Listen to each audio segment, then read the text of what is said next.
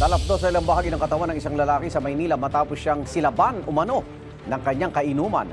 Ang suspect tinangkapang pumasok sa bahay kung saan nangungupahan ang biktima. Wala siyang pahayag. May unang balita si Jomer Apresto. Kuha ito ng CCTV sa isang gusali sa Malate, Maynila gabi noong April 18. Kita ang isang lalaki na nagtangkang pumasok sa isang bahay. Hinarang at hindi siya pinayagan ng dalawang lalaki hanggang nauwi ito sa pananakit. Dalawang residente roon ang tumulong sa lalaking ginulpi.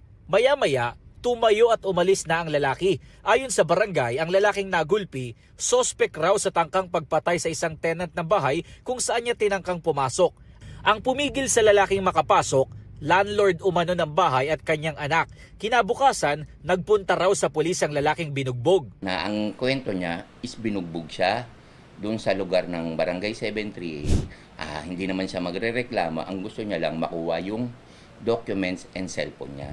Sa investigasyon ng pulis, ilang oras bago ang tangkang pagpasok, naikipag-inuman pa ang lalaking nabugbog sa isang tenant sa rooftop ng bahay. Nagkaalitan daw ang dalawa at tinangka umano niyang sunugin ang kainuman.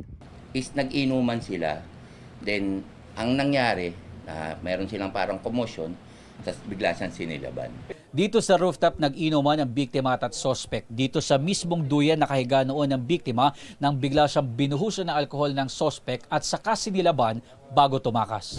Mabutit may banyo sa rooftop kaya agad na nakapagbuhos ng tubig ang tenant na sinilaban umano saka nagsumbong sa kanyang landlord. Nakuhanan pa sa CCTV ang paglabas sa eskinita ng biktima bago dinala sa pagamutan. Nagtamo siya ng lapno sa iba't ibang bahagi ng katawan at patuloy na nagpapagaling sa ospital. Iniinda naman ng landlord ang pamamaga ng panga at pananakit ng katawan mula sa dalawang lalaking nakialam umano at tumulong sa lalaking ayaw nilang papasukin. Desidido raw siyang sampahan sila ng reklamo. Binatan ako. Sabi ko, makialam dito, problema namin to kasi arson ka ako, sinunog yung ano. Hindi niya alam kung anong pangyayari dito sa bahay. Sinusubukan pa namin sila kuhanan ng panig pati ang sospek sa panununog na ngayon nasa kustodiya na ng Manila Police District. Naharap siya sa reklamong frustrated murder. Ito ang unang balita. Jomer Apresto, GMA News.